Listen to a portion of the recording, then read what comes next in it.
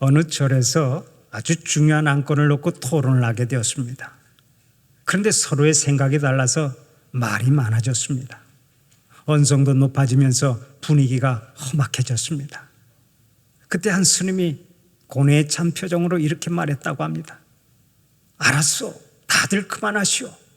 내가 십자가를 지겠소.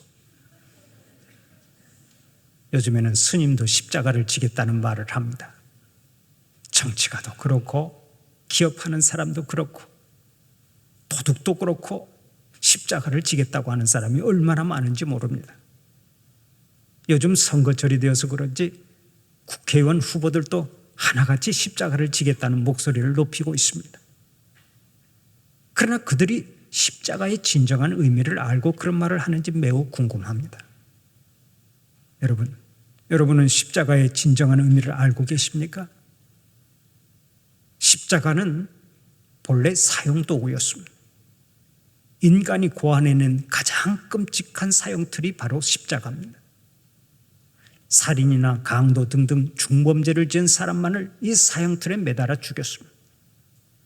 이 십자가 사형법을 로마 사람들이 즐겨 사용했는데 사형법 중에서는 이보다 더 잔인한 것이 없었습니다. 십자가에 매달아 놓으면 사형선은 극심한 고통을 겪었습니다. 길게는 일주일까지 매달려서 고통을 당하다가 죽었다고 하는 그런 이야기가 전해져 옵니다.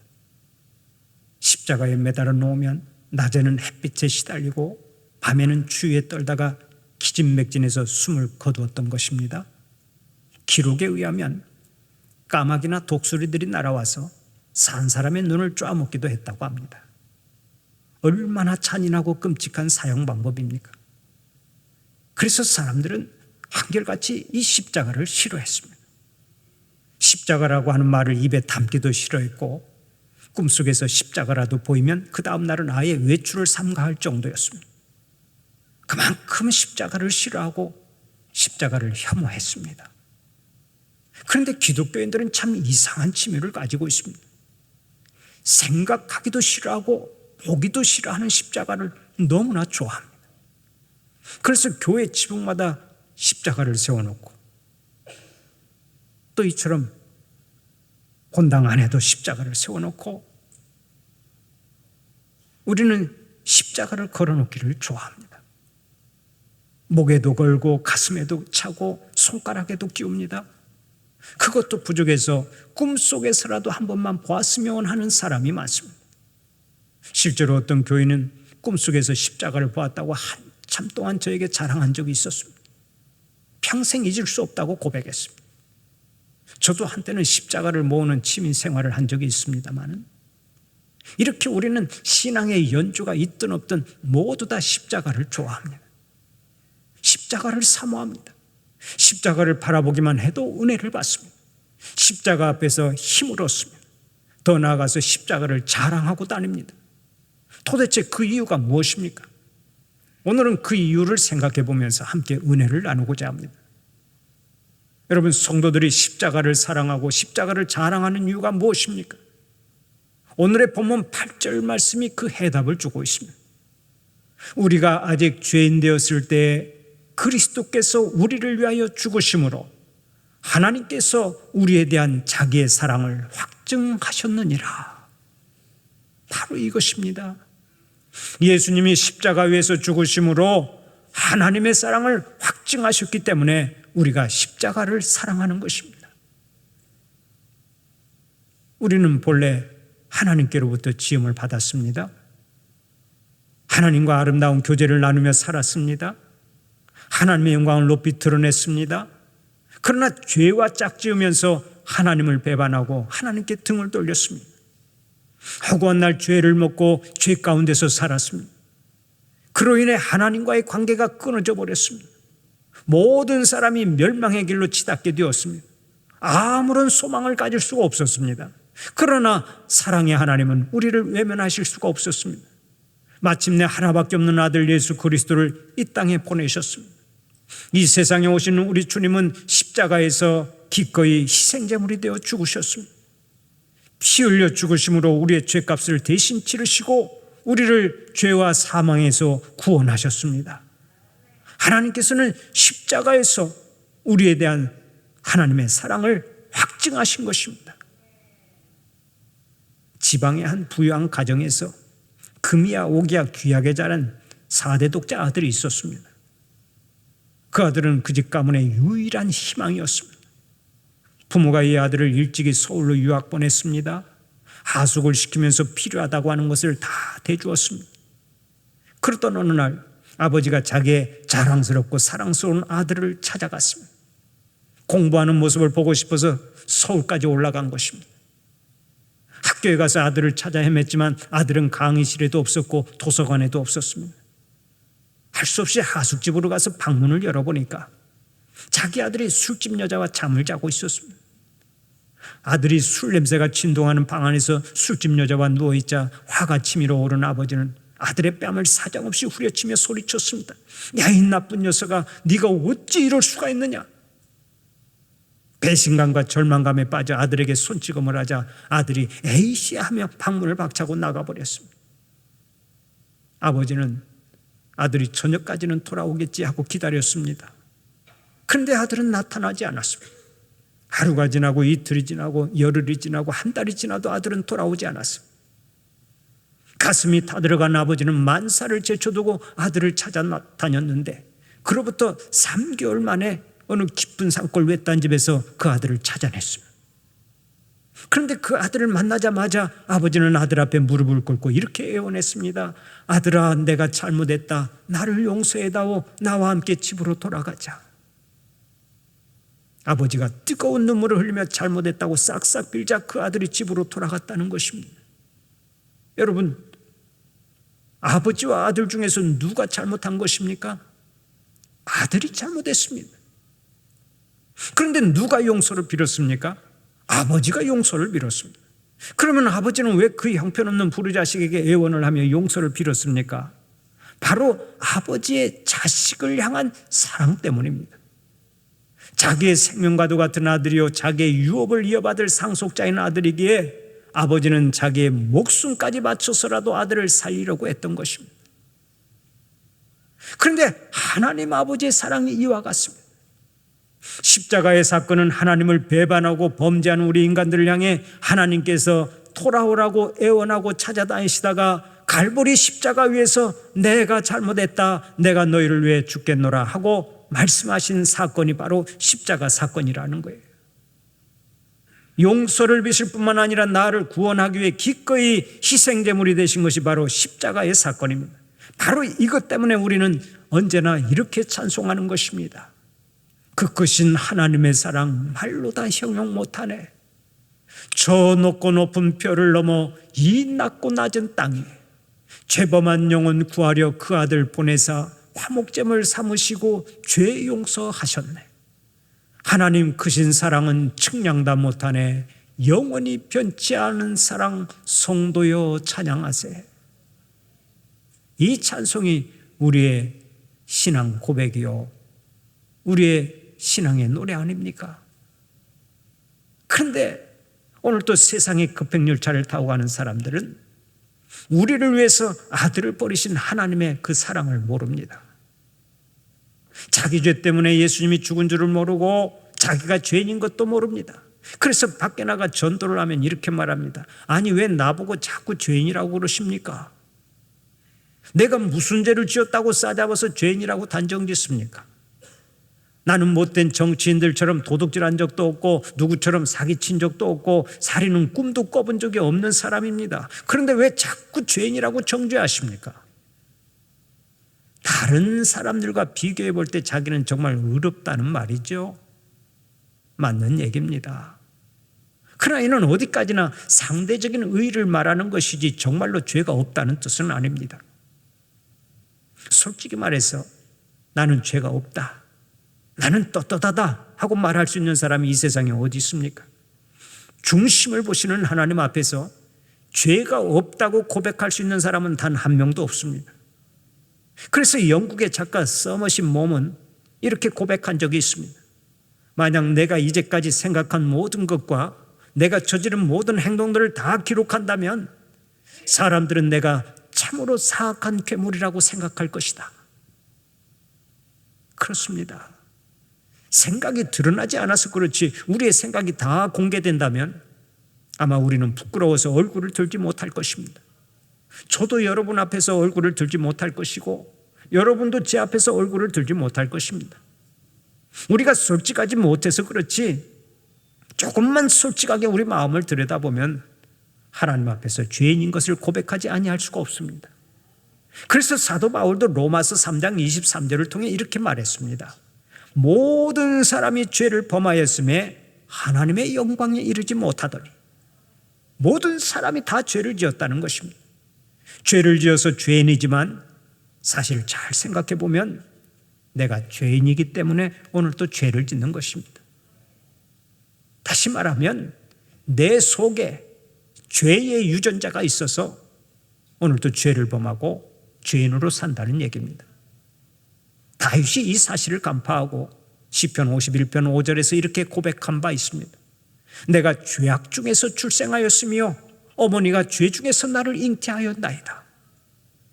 우리는 태어날 때부터 죄인으로 태어난 것입니다. 이것을 기분 나빠도 인정해야 합니다. 여러분 어린아이를 보세요. 얼마나 맑은 눈동자를 가졌습니까? 저는 어린아이들의 눈동자를 바라보면 얼마나 부끄러운지 몰라요. 그 속에 악이 있을 것이라고는 상상이 되지 않지요. 그런데 이 아이들이 얼마나 욕심이 많습니까? 과자 먹을 때를 한번 생각해 보세요. 과자를 입속에 가득 채워놓고도 양손에 한 주먹씩 쥐고 뛰어다니잖아요. 그리고서 누가 그릇에 있는 과자 좀 먹으려고 하면 손에 있는 과자를 내던지고 또다시 과자를 양손으로 한 움큼씩 움켜줍니다. 누가 가르쳐 준 적도 없는데 그렇게 욕심을 부리고 이기적인 행동을 합니다. 갓난아기 때도 그렇습니다. 아기가 배고프다고 앙앙 울어댈 때 엄마가 빨리 젖을 물리지 못하는 경우가 있죠. 엄마가 뒤늦게 달려와서 아이고 미안하다 내 새끼 하면서 젖을 물리면 그때 아기가 어떻게 반응합니까? 성질이 날대로 나가지고 어머니의 젖꼭지를 사정없이 깨물어버리고 내가 배고픈데 왜 이렇게 늦게 오는 거야 하고 성질을 부리는데 기가 막혀서 말이 안 나옵니다. 그 어린 것들의 성깔이 보통이 아닙니다. 지금 웃고 있습니다만 우리가 다 그런 과거가 있는 사람들 아닙니까? 얼굴은 천진난만하고 천사 같은데 그 속에는 죄의 독이 있습니다. 이것이 우리 인간들의 현주소입니다. 갓난아기의 마음속에도 죄가 있고 남녀노소의 모든 심령 속에 죄가 있습니다. 이 죄가 우리를 얼마나 힘들게 합니까? 이 세상의 모든 슬픔과 고통과 갈등과 싸움과 탄식은 다 죄 때문에 오는 것입니다. 죄 때문에 갈등하고 죄 때문에 싸우고 죄 때문에 고통당합니다. 인간의 죽음도 죄가 원인입니다. 죄 때문에 죽는 거예요. 그래서 로마서 6장 23절을 보면 오늘 또 말씀합니다. 죄의 삭은 사망이라. 우리의 죄 때문에 우리는 죽을 수밖에 없는 존재가 되었습니다. 그러면 어떻게 해야 죄의 문제를 해결하고 죽음의 문제를 해결할 수 있습니까? 그 누군가가 나와서 도와주어야 합니다. 이미 죄의 노예가 된 사람은 스스로 죄에서 해방될 수가 없습니다. 누군가가 도와주어야 합니다. 그래서 예수님이 이 땅에 오신 것입니다. 예수님이 이 땅에 오셔서 죄로 인해 죽을 수밖에 없는 나를 살리기 위해서 친히 내 대신 벌을 받으셨습니다. 십자가 위에서 모든 죄를 짊어지고 내 대신 죽으신 것입니다. 그런데 어떤 사람은 이렇게 말합니다. 아니 예수님이 하나님이시고 하나님이 우리 우주의 통치자라고 하시는데 뭘 그렇게 힘들게 십자가를 지실 필요가 있습니까? 그냥 내가 다 사하노라, 내가 다 용서하노라 그렇게 선포하면 될 텐데 무엇 때문에 힘들게 십자가를 지셨는지 모르겠습니다. 이렇게 말하는 사람이 있습니다.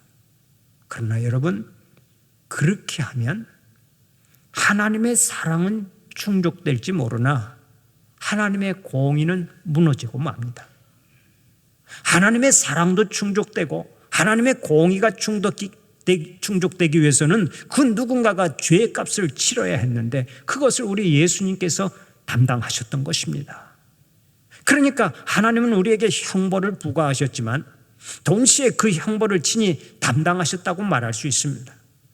하나님께서는 십자가 위에서 하나님의 공의와 사랑을 모두 다 충족시키신 것입니다.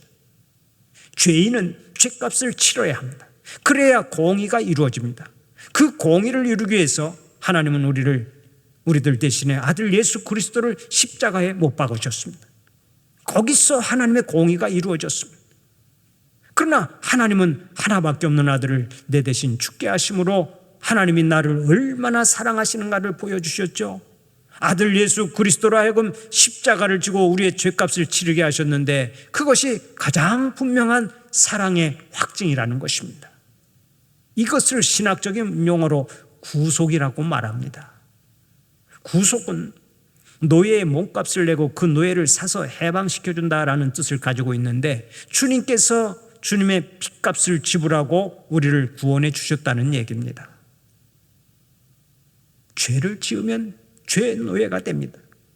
그 죄에서 놓이기 위해서는 죄값을 치러야 합니다. 죄값을 치러야 죄에서 해방될 수 있습니다. 그런데 죄값을 치르기 위해서는 사랑만 가지고는 안 됩니다. 능력이 있어야 합니다. 죄가 없는 사람만 내 대신 벌을 받을 수 있는 것입니다. 그러면 이 세상에 내 대신 벌을 받을 수 있는 사람이 있습니까? 없습니다. 모든 사람이 죄를 지어서 전부 다 자기의 죄 때문에 죽어야 하는데 어떻게 대신 벌을 받을 수 있겠습니까? 이는 마치 사형수가 다른 사형수를 위해 대신 죽어줄 수 없는 것과 같습니다. 그래서 죄 없는 사람이 필요한데 이 세상에는 죄 없는 사람이 없었습니다. 결국 하나님의 아들 예수 그리스도께서 친히 그 거룩한 일을 감당하시기 위해 이 땅에 오셨습니다. 인간의 몸을 입고 이 땅에 오신 예수님은 하나님의 뜻을 따라 기꺼이 십자가에 매달려 돌아가셨습니다. 이 사랑을 이사야 53장 5절 6절에서 이렇게 증언하고 있습니다. 그가 찔림은 우리의 허물 때문이요 그가 상함은 우리의 죄악 때문이라. 그가 징계를 받음으로 우리는 평화를 누리고 그가 채찍에 맞음으로 우리는 나음을 받았도다. 우리는 다 양 같아서 그릇 행하여 각기 제 길로 갔거늘 여호와께서는 우리 모두의 죄악을 그에게 담당시키셨도다. 예수님은 우리를 위해 채찍에 맞으셨습니다. 우리를 위해 피 흘리셨습니다. 우리를 위해 죽으셨습니다. 우리를 위해 다시 살아나셨습니다. 그러므로 이제 우리는 더 이상 저주의 자식들이 아닙니다. 우리는 하나님의 자녀입니다. 아무도 우리를 정죄할 자가 없습니다. 마귀가 손대지 못합니다. 피값 주고 우리를 구원하셨기에 주님은 언제 어디서나 이제 나를 도와주십니다. 나를 인도해 주십니다. 내 편이 되어 주십니다. 나와 함께 해 주십니다. 내가 외로울 때도 내 곁에 계시고 모두에게 버림을 받을 때도 우리 주님은 나와 함께 하십니다. 바다 끝에 가서 거할 때도 하나님께서 함께 하시고 다른 사람이 다 나를 버리고 돌을 던질 때도 주님은 나와 함께 하십니다. 세상 끝날까지 주님은 나와 함께 하시는 줄 믿으시기 바랍니다. 병원에서 수술을 받을 때는 장사가 없습니다. 다 두려움에 사로잡힙니다. 병의 위력을 알기 때문에 그렇습니다. 그때 수술실에 동행할 사람이 누가 있겠습니까? 우리 주님밖에 없습니다. 죽음의 자리도 마찬가지입니다. 내가 죽어서 영안실에 들어가면 누가 나와 동행해 주겠습니까? 나의 배우자가 동행해 주겠습니까? 아니면 나의 자식이 동행해 주겠습니까? 아무도 동행해 줄 사람이 없습니다. 나의 배우자가 아무리 나를 사랑한다 해도 여보, 영안실에 있는 냉동고에 1시간만 같이 누워 있읍시다. 그렇게 부탁할 때 나와 동행할 배우자는 없는 것입니다. 그러나 이 땅에서 누구도 갈 수 없는 길을 우리 주님은 나와 함께 가십니다. 내가 가야 할 험한 길을 어디든 함께 가시고 영원토록 동행하실 분은 우리 주님밖에 없습니다. 그러므로 우리가 영원히 바라보아야 할 분은 오직 예수님이십니다. 영원히 의지해야 할 분도 예수님밖에 없는 줄로 믿습니다. 나를 위해 십자가를 지시고 보배 피를 흘리시고 오늘 또 함께 하시는 예수님, 그분만 의지하고 그분만 바라보는 여러분들이 되시기를 축원합니다. 더 나아가서 하나님의 놀라운 사랑을 받은 우리는 이제 기뻐하고 즐거워해야 합니다. 오늘의 본문 11절을 보면 사도 바울이 이렇게 말하죠. 그뿐 아니라 이제 우리를 화목하게 하신 우리 주 예수 그리스도로 말미암아 하나님 안에서 또한 즐거워하느니라. 하나님 안에서 또한 즐거워하느니라. 그렇습니다. 예수님의 십자가의 은혜로 구원받고 하나님과 화평을 누리게 되고 영생을 소유하게 되었으니 이제 기뻐하고 즐거워하는 것은 당연한 일이라 할 수 있습니다. 더 이상 절망과 짝지을 수 없지요. 우울함과 친구가 되어서는 안 됩니다.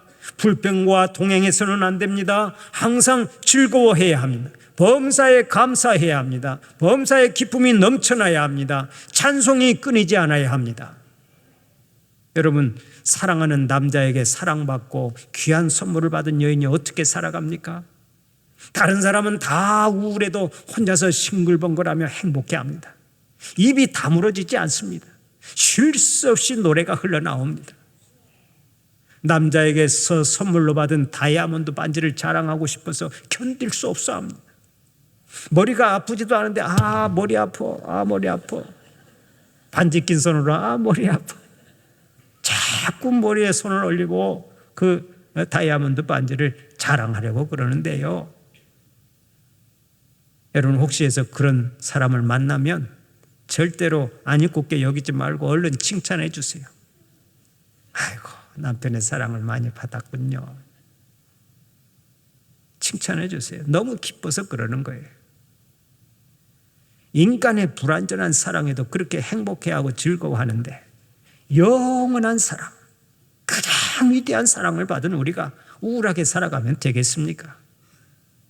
사랑하는 우리 성도들은 항상 즐겁게 살아가시기를 바랍니다. 행복하게 살아가시기를 바랍니다.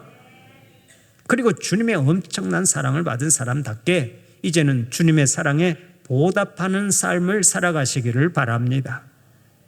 마리아는 주님의 사랑에 감사해서 향유 옥합을 깨뜨려 주님께 부어드렸습니다. 값비싼 향유를 예수님의 발에 붓고 그것도 부족해서 자기의 머리털로 예수님의 발을 닦아드렸습니다. 그때 사람들이 하나같이 비난했습니다. 아니, 수천만 원이나 가는 그 비싼 향유를 왜 그렇게 낭비하는 거야? 그것을 팔아서 가난한 자들에게 주면 훨씬 좋을 텐데. 그러나 그것은 하나만 알고 둘은 모르는 사람들의 얘기입니다. 우리가 주님을 사랑하면 그보다 더한 것도 바칠 수 있는 것입니다. 주님의 12 제자를 보십시오. 주님을 사랑하니까 하나같이 생명을 바쳐 헌신하지 않았습니까? 사도 바울도 삶 전체를 바쳐 헌신했고 선교하다가 순교의 제물이 되었습니다. 바로 이것입니다. 주님의 사랑을 알아서 나도 주님을 사랑하는 마음을 갖게 되면 무엇이든지 바치고 헌신할 수 있는 것입니다. 그런데 오늘 우리는 어떻습니까? 주님의 사랑을 그렇게 많이 받았으면서도 여전히 주님을 종처럼 부려먹고 오직 나의 욕심 따라 살아가려고 정신이 없습니다. 이것이 참 문제 아닙니까? 월터 윌슨이라고 하는 사람은 자신을 돌아보면서 이렇게 고백한 적이 있습니다. 하나님, 저는 하나님을 종처럼 취급했습니다. 평소에는 하나님을 외면하고 살다가도 무언가 필요할 때는 하나님을 불러서 도움을 요청하곤 했습니다. 제가 평안하고 좋을 때는 하나님을 외면하고 하나님이 필요할 때만 하나님을 불러서 종처럼 부려먹었습니다. 하나님은 저의 종이었습니다. 하나님, 저를 용서해 주시옵소서. 이제 저는 저의 몸을 온전히 하나님께 바치겠습니다. 저의 머리끝부터 발끝까지 하나님께 올려드립니다. 하나님께서 마음대로 사용하십시오. 저의 생명도, 저의 물질도, 저의 시간도 이제는 다 하나님의 것입니다. 지금 아프리카로 가라고 하면 저는 아프리카로 가겠습니다. 저를 암에 걸리게 하신다 할지라도 저는 순종하겠습니다.